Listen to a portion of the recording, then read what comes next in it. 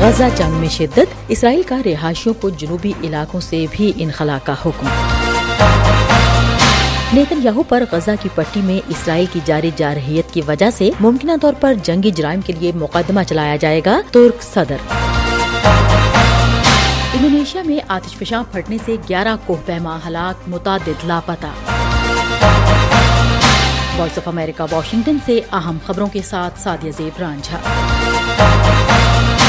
اسرائیل کی فوج نے حماس کے خلاف جنگ کے دائرہ کار کو غزہ کے تمام علاقوں تک بڑھاتے ہوئے جنوب میں بھی بے گھر فلسطینیوں کے انخلاء کے نئے احکامات جاری کیے ہیں۔ اسرائیلی فورسز نے فلسطینیوں کو پہلے شمالی غزہ سے نکلنے کا حکم دیا، جو اب جنوب میں رہ رہے ہیں۔ دوسری جانب لڑائی میں شدت کی رپورٹس بھی موصول ہو رہی ہیں۔ خان یونس کے شہریوں کا کہنا تھا کہ انہوں نے ٹینکوں سے گولہ باری کی آوازیں سنی ہیں، جس سے انہیں خدشہ ہے کہ اسرائیل اپنے زمینی حملے کو وسعت دے رہا ہے۔ AFP کے ذرائع کے مطابق اس نے جنوبی غزہ میں درجنوں اسرائیلی ٹینک داخل ہوتے دیکھے ہیں۔ اسرائیل نے فلسطینیوں سے کہا کہ وہ ان 34 علاقوں کو خالی کر دیں جہاں اسے کارروائی کرنی ہے۔ اسرائیلی فورسز نے فلسطینیوں سے یہ بھی کہا ہے کہ وہ پناہ گاہوں یا بحیرہ روم کے قریب زرعی علاقے المواسی کی جانب چلے جائیں۔ ہم وائس آف امریکہ واشنگٹن سے آپ سے مخاطب ہیں۔ ترک صدر رجب طیب ایردوان نے کہا کہ وزیراعظم بنیامین نیتن یاہو پر غزہ کی پٹی میں اسرائیل کی جاری جارحیت کی وجہ سے ممکنہ طور پر جنگی جرائم کے لیے مقدمہ چلایا جائے گا۔ Avrupa'nın birçok ülkesinde göçmen nüfusun Istanbul میں اسلامی تعاون کی تنظیم کی کمیٹی کے اجلاس سے خطاب میں ایردوان نے کہا کہ نیتن یاہو نے اعتراف کیا ہے کہ وہ توسیع پسندانہ پالیسیوں پر عمل پیرا ہے۔ انہوں نے مزید کہا کہ اس وقت غزہ کا دفاع خطے کے دیگر اسلامی شہروں کے دفاع کے مترادف ہے۔ ترکی تنازع کے 2 ریاستی حل کی حمایت کرتا ہے۔ اسرائیل کی جانب سے ترکی کے صدر کے اس بیان پر کوئی رد عمل نہیں آیا۔ یمن کے حوثی باغیوں نے کہا ہے کہ اس کی بحریہ نے 2 اسرائیلی جہازوں یونٹی ایکسپلورر اور نمبر 9 پر مسلح ڈرون اور میزائل سے حملہ کیا۔ گروپ کے ترجمان نے بتایا کہ یمن اور اریٹریا کے درمیان ابنائے باب المندب میں دونوں بحری جہازوں کو اس وقت نشانہ بنایا گیا جب انہوں نے ان تباہات کو مسترد کر دیا۔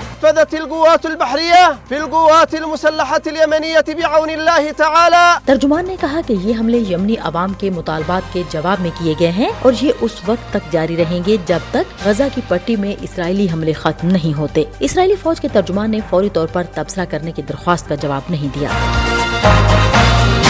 ہم وائس آف امریکہ واشنگٹن سے آپ سے مخاطب ہیں۔ کوپ 28 کے صدر سلطان الجابر نے کہا ہے کہ وہ موسمیاتی تبدیلی کے سلسلے میں سائنس کے کردار کا احترام کرتے ہیں اور ان کی صدارت کے تحت کیا جانے والا کام اسی حوالے سے کیا گیا ہے۔ Everything this presidency has been working on, continues to work on, is focused on and centered around the science.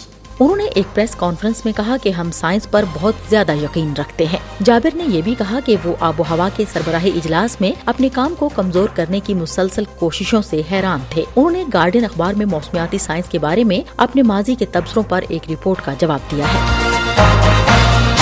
شمالی تنزانیہ میں شدید بارشوں کے بعد آنے والے سیلاب کی وجہ سے لینڈ سلائیڈنگ کے نتیجے میں کم از کم 47 افراد ہلاک اور 85 زخمی ہو گئے ہیں، تاہم ہلاکتوں میں اضافے کا خدشہ ظاہر کیا گیا ہے۔ دوسری جانب انڈونیشیا کے سماٹرا جزیرے کے ایک گاؤں میں شدید بارشوں کے بعد سیلابی صورتحال پیدا ہو گئی ہے، جہاں مٹی کا تودا گرنے سے کم از کم 1 شخص ہلاک اور متعدد دیگر لاپتہ ہیں، جبکہ بھارت میں جنوب اور مشرقی ساحل شدید اور موسلادھار بارشوں اور تیز ہواؤں کی زد میں ہیں اور حکام نے طوفان کے خدشے کے پیش نظر ریاستوں کو ہائی الرٹ پر رکھا ہے۔ آندھرا پردیش، تامل ناڈو اور اوڈیشہ میں شدید بارشوں کی اطلاع ہے، جہاں سے لوگوں کا انخلاء کیا جا رہا ہے۔ ہم وائس آف امریکہ واشنگٹن سے آپ سے مخاطب ہیں۔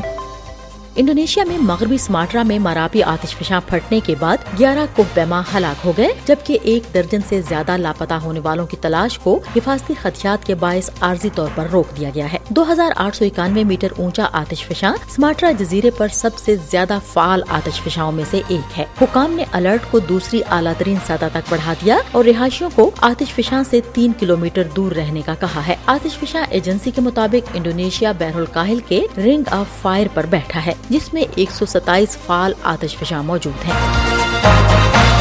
اس کے ساتھ ہی اہم خبروں کا یہ بلٹن اب ختم ہوتا ہے۔ سعدیہ زیب رانجھا اور ایڈیٹر بہجت جیلانی کو اجازت دیجیے۔